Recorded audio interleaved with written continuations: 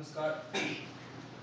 आज की इस क्लास में हम कक्षा 8वीं के विज्ञान विषय के अध्याय 5 कोयला और पेट्रोलियम और प्राकृतिक गैस प्रकरण के बारे में पढ़ेंगे। पिछले क्लास में हमने कोयले के बारे में पढ़ा। इस क्लास में हम पेट्रोलियम और प्राकृतिक गैस क्या होते हैं और क्या इनके उपयोग हैं इनके बारे में पढ़ेंगे। तो पहले पेट्रोलियम।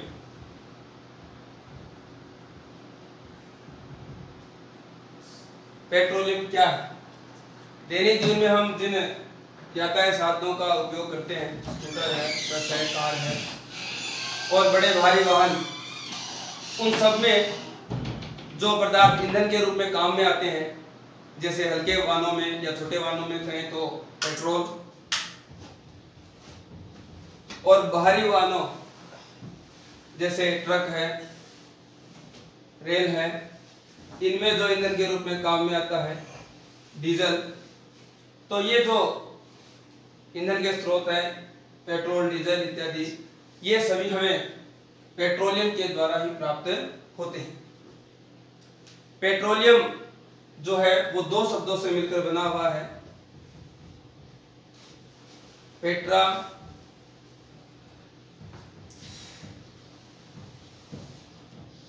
व ओलियम। पेट्रोलियम इन दो शब्दों से मिलकर बना है, पेट्रा व ओलियम, जिसमें पेट्रा शब्द का अर्थ होता है चट्टान और ओलियम शब्द का अर्थ होता है तेल। यानी कि चट्टान से प्राप्त जो तेल है उसे हम पेट्रोलियम कहते हैं, क्योंकि ये हमें समुद्र के पेंदे के नीचे जो भाग है, चट्टान है, उसके मध्य से प्राप्त होता है, इसलिए इसे पेट्रोलियम कहते हैं। इस प्रकार पेट्रोलियम के बारे में ये सामान्य जानकारी। अब हमें यह पढ़ेंगे कि पेट्रोलियम का निर्माण है वो किस प्रकार से होता है। तो हमने पेट्रोलियम के बारे में सामान्य जानकारी की, पेट्रोलियम क्या होता है। अब हम ये पढ़ेंगे कि पेट्रोलियम का निर्माण है वो किस प्रकार से होता है।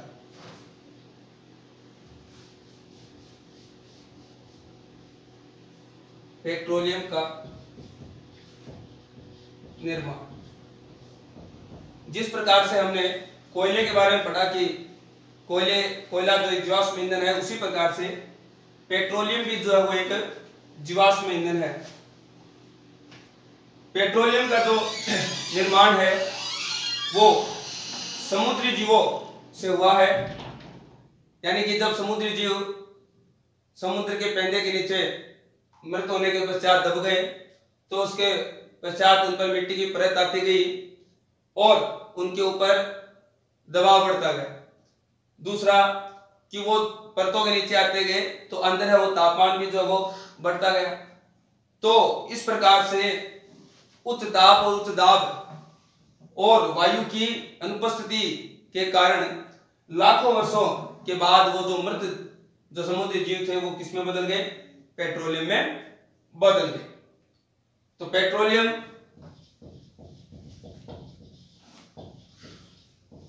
एक जीवाश्म ईंधन है।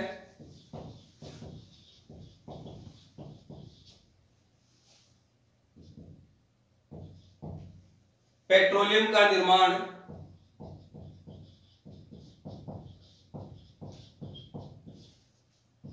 समुद्री जीवों के मृत हो जाने के बाद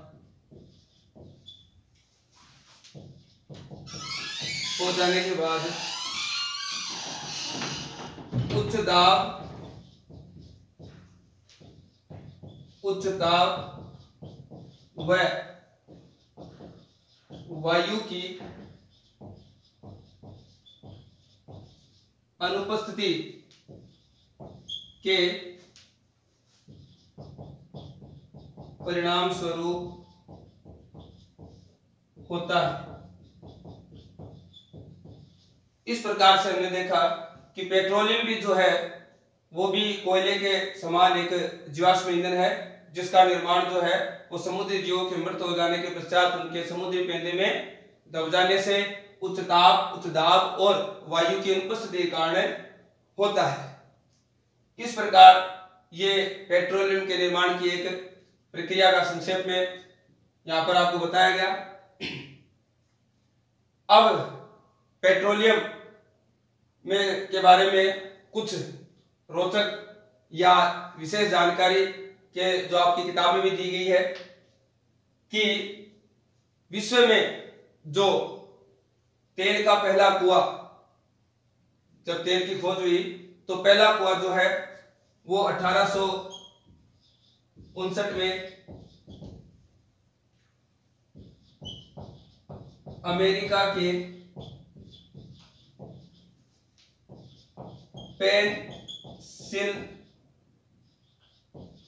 पेनसिल्वेनिया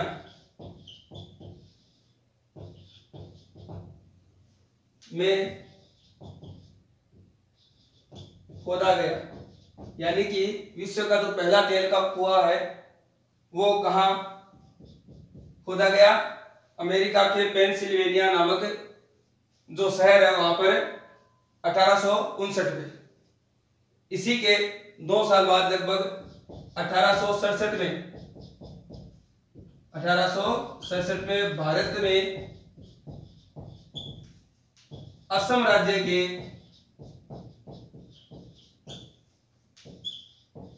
माकूम नामक स्थान पर तेल के कुएं का पता चला। यानी विश्व का जो पहला तेल का कुआं वो तो 1859 में अमेरिका के पेंसिल्वेनिया में खोदा गया, और भारत की बात की जाए तो भारत में जो पहला तेल का कुआं है वो 1867 में असम राज्य के माकूम नामक स्थान पर जो उसकी खोज हुई। ये कुछ विशेष बातें हैं जो सामान्य ज्ञान की बातें हैं, हमें पता भी होनी चाहिए। तो ये तेल की खोज किस प्रकार से विश्व में, भारत में, उसके बारे में है। अब हम बढ़ते हैं कि पेट्रोलियम जो है वो किन किन अवयवों या घटकों से मिलकर बना हुआ है, क्योंकि पेट्रोलियम जो है वो कोई एक पदार्थ नहीं है, वो कई पदार्थों का मिश्रण है। इसलिए अब हम पढ़ते हैं पेट्रोलियम का संगठन।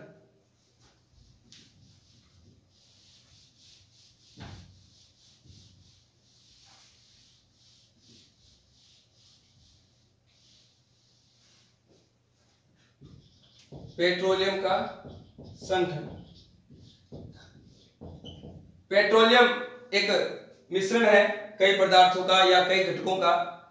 तो पेट्रोलियम के संगठन के बारे में बात की जाए तो पेट्रोलियम जो है वो पेट्रोलियम गैस, जिसको हम जो है वो प्राकृतिक गैस भी कहते हैं, लिक्विड पेट्रोलियम गैस एलपीजी, जो घरों में काम में आती है। इसी प्रकार से पेट्रोलियम गैस के अलावा जो है वो पेट्रोल, केरोसिन तेल जिसको मिट्टी का तेल भी कहते हैं, डीजल और स्नेहक तेल, पैराफिन, मोम और बिटुमेन जैसे कई पदार्थों का जो है वो पेट्रोलियम संगठन होता है। तो सबसे पहले पेट्रोलियम गैस, इसको लिक्विड पेट्रोलियम गैस अर्थात द्रवित पेट्रोलियम गैस भी कहते हैं, एलपीजी। इसका उपयोग जो है वो घरों में और उद्योगों में जो ईंधन के रूप में किया जाता है। दूसरा पदार्थ देखें तो पेट्रोल, जिसका छोटे वाहनों में, मोटर वाहनों में ईंधन के रूप में उपयोग किया जाता है। इसके अलावा जो शुष्क धुलाई, कपड़ों की जो शुष्क धुलाई होती है उसमें भी पेट्रोल का उपयोग किया जाता है, यह भी पेट्रोलियम में पाया जाता है। तीसरा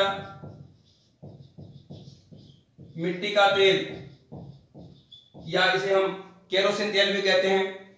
इसका उपयोग हम जो वो घरों में स्टोव, लैंप इत्यादि में जो ईंधन के रूप में करते हैं। इसके अलावा जो जेट वायुयान होते हैं तेज गति से चलने वाले, उनमें जो ईंधन भरा जाता है वो भी मिट्टी का तेल ही होता है।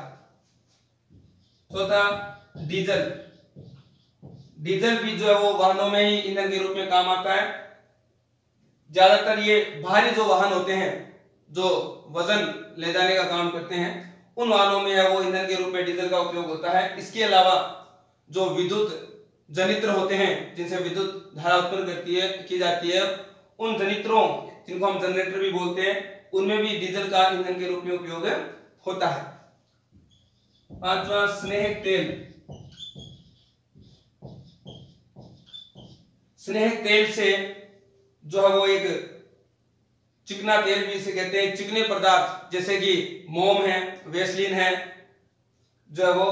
इसके अलावा स्नेहन क्रिया यानी तेलीय पदार्थ जैसे कि कलपुर्जे, जो मशीनी कलपुर्जे होते हैं जिनमें ऑयल दिया जाता है ताकि घर्षण कम हो, तो स्नेहन के लिए स्नेहक तेल का उपयोग किया जाता है। छठा है पैराफिन मोम। पैराफिन मोम के द्वारा जो है वो मोम, वेसलीन इत्यादि जो है वो मरहम पदार्थों का जो वो निर्माण किया जाता है। जो जैसे कि वेसलीन जो हम त्वचा पर जो वो त्वचा की नमी को रोकने के लिए जो चिकना पदार्थ लगाते हैं वेसलीन, उनका निर्माण आदि भी जो पैराफिन मोम पदार्थ से किया जाता है। ये भी जो है वो पेट्रोलियम में पाया जाता है। अंत में है बिटुमेन।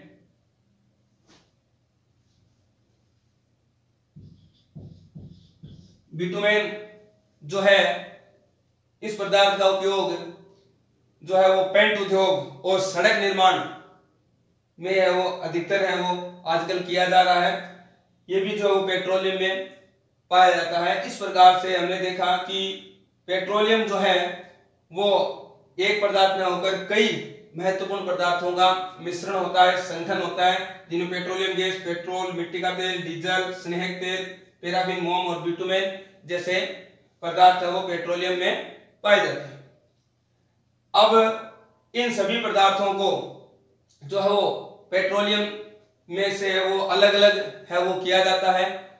तो पेट्रोलियम में से इन सभी पदार्थों को अलग अलग करना पेट्रोलियम का परिष्करण कहलाता है। पेट्रोलियम का परिष्करण कहलाता है। और ये पेट्रोलियम का जो परिष्करण है वो पेट्रोलियम की परिष्करणी यानी जहां संयंत्र लगा होता है वहां किया जाता है। और वहां ये जो पदार्थ हैं सभी पदार्थ जिनके क्वथनांक जो है वो अलग अलग होते हैं। क्वथनांक का मतलब है जिस पर ये वाष्प रूप में बदलते हैं।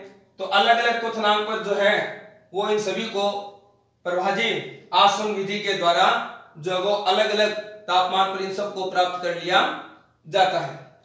इस प्रकार से हमने पेट्रोलियम का संगठन है वो किस प्रकार का होता है और कहाँ उसका जो है वो उनको प्राप्त किया जाता है अलग अलग प्रभाजी आसवन विधि के द्वारा ये पढ़ा।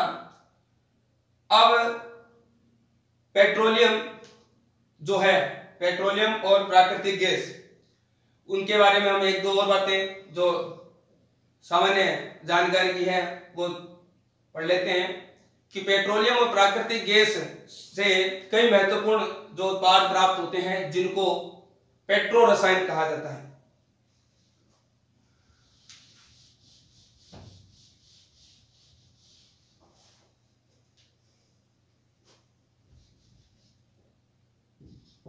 पेट्रो रसायन। पेट्रो रसायन जो है वो पेट्रोलियम और प्राकृतिक गैस से प्राप्त होने वाले बहुत ही महत्वपूर्ण उत्पाद हैं। इन पेट्रो रसायन के द्वारा जो है वो विभिन्न प्रकार के जो है वो अपमार्जक यानी जिनको सफाई या साफ करने वाले कार्यों में काम में लिया जाता है। रेसे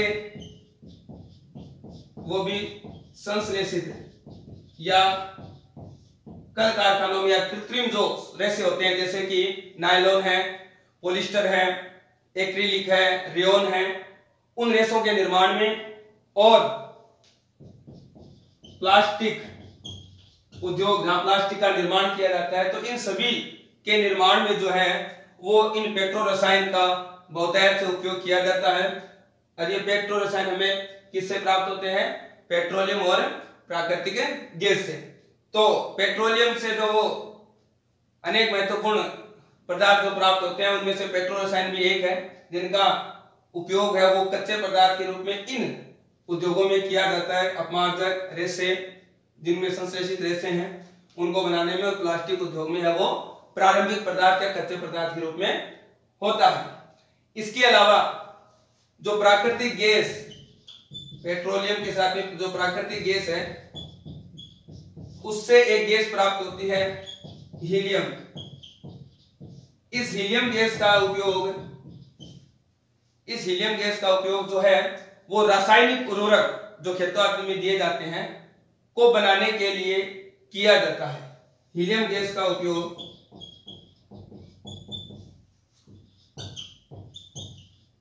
उर्वरक बनाने में किया जाता है। इस प्रकार से हमने देखा कि पेट्रोलियम और प्राकृतिक गैस से जो उत्पाद प्राप्त होते हैं, पेट्रो रसायन, उनका बहुत से उद्योगों में जो है वो बहुत से पदार्थों को बनाने में है वो उपयोग होता है। अपमार्जक रेशे जिनमें संश्लेषित रेशे हैं, पॉलिस्टर, नायलॉन, रेयॉन, एक्रिलिक आदि, और प्लास्टिक उद्योग में किया जाता है। इसी प्रकार से प्राकृतिक गैस से जो हीलियम गैस प्राप्त होती है उसका उपयोग उर्वरक आदि बनाने में किया जाता है। अपने इसी औद्योगिक महत्व के कारण जो पेट्रोलियम है उसे काला सोना भी कहा जाता है। पेट्रोलियम को इनके अत्यधिक औद्योगिक महत्व के कारण काला सोना भी कहा जाता है। इस प्रकार हमने जो है वो पेट्रोलियम के बारे में सामान्य जानकारी, पेट्रोलियम का निर्माण कैसे होता है, पेट्रोलियम के उपयोग के बारे में पढ़ा। अब हम हमारे आज का दूसरा जो प्रकरण है प्राकृतिक गैस, उसके बारे में पढ़ते हैं।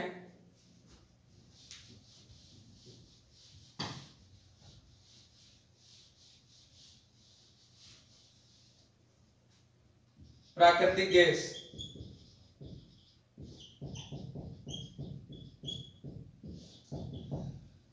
प्राकृतिक गैस जो है वो एक जीवाश्म ईंधन है और इसका एक जो है प्राकृतिक गैस एक जीवाश्म ईंधन है। प्राकृतिक गैस को जो है वो उच्च दाब पर संपीड़ित करके संपीड़ित प्राकृतिक gas, compressed natural gas CNG के रूप में वो इकट्ठा किया जाता है। प्राकृतिक गैस एक जीवाश्म ईंधन है। इसे उच्च दाब पर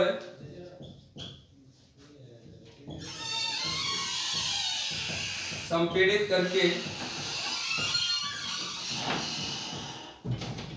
संपीड़ित प्राकृतिक गैस, जिसको शॉर्ट में सीएनजी भी कहते हैं, के रूप में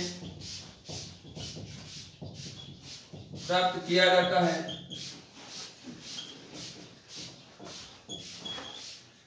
संपीड़ित प्राकृतिक गैस का जो उपयोग है वो घरों में ईंधन के रूप में और मोटर वाहनों में भी जो वो ईंधन के रूप में सीएनजी अर्थात संपीड़ित प्राकृतिक गैस का उपयोग किया जाता है।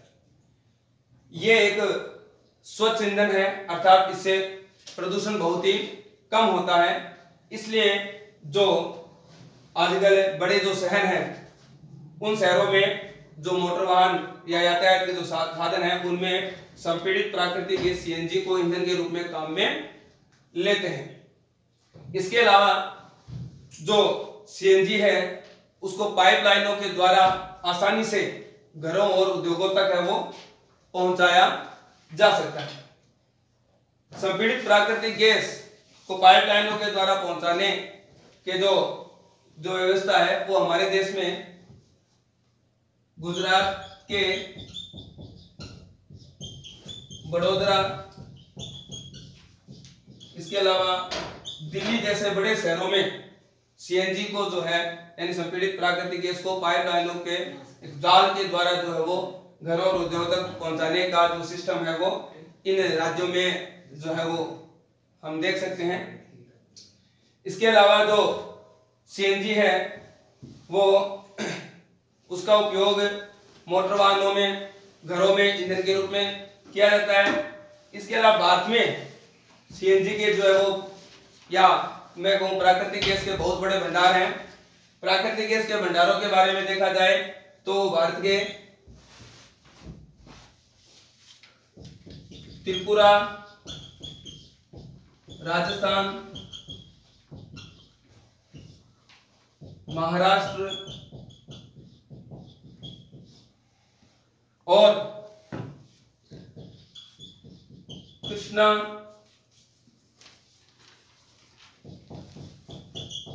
गोदावरी, इन नदियों के जो डेल्टा है यानी बेसिन है, उन क्षेत्रों में हमें प्राकृतिक गैस के जो है वो भंडार है वो भारत में मिलते हैं। त्रिपुरा, राजस्थान, महाराष्ट्र, कृष्णा, गोदावरी आदि कृष्णा गोदावरी नदियों के जो डेल्टा बेसिन में है वो प्राकृतिक गैस के भंडार मिलते हैं।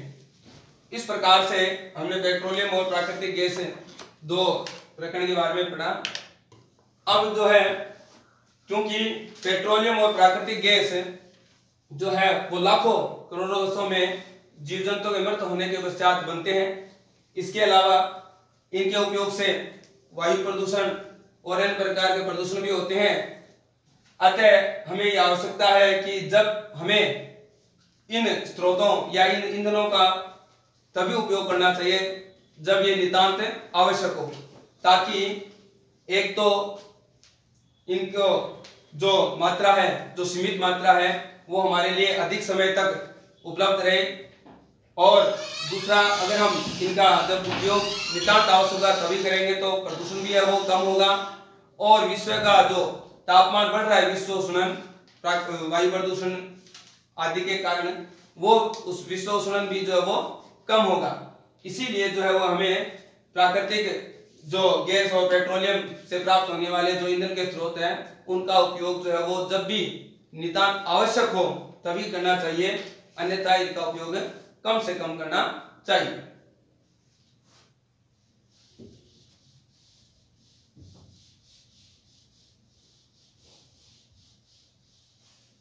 भारत के जो है वो पेट्रोलियम प्राकृतिक के संबंधित संस्था है पीसीआरए, पेट्रोलियम संरक्षण अनुसंधान संघ।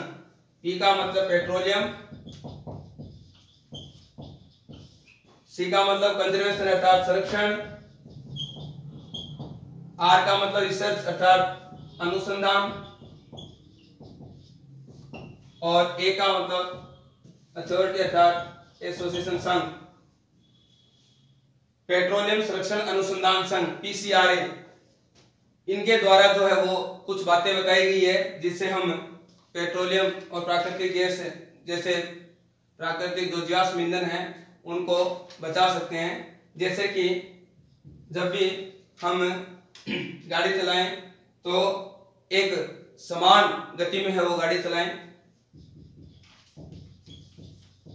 एक समान गति में गाड़ी चलाएं ताकि ईंधन की खपत है वो कम हो। दूसरा, यातायात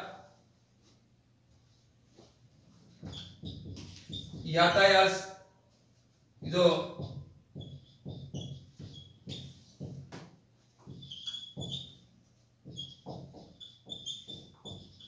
पालन करें, यातायात लाइटें जो जैसे कि रेड लाइट है तो वहां पर जब रेड लाइट का मतलब है रुकना, तो जब भी गाड़ी रुके तो वहां पर इंजन को बंद कर देना चाहिए गाड़ी के, ताकि व्यर्थ में ईंधन है वो जले नहीं, खत्म न हो। तीसरा, हमें जो है वो अपने वाहनों का उचित रखरखाव करना चाहिए।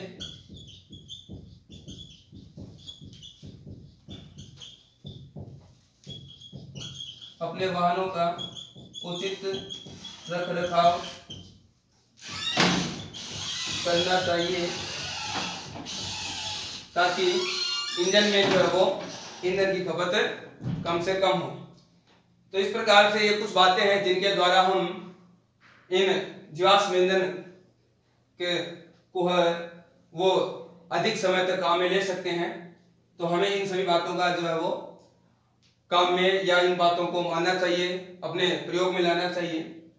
तो इस प्रकार से जो है आज का हमारा जो पेट्रोलियम और प्राकृतिक गैस के टॉपिक है, प्रकरण है, वो पूरे हुए। और इसी प्रकार से हमारे हमारा अध्याय 5 है कोयला और पेट्रोलियम, वो भी पूर्ण हुआ। अगले क्लास में हम कक्षा 8वीं के छठे पाठ के बारे में पढ़ेंगे। धन्यवाद।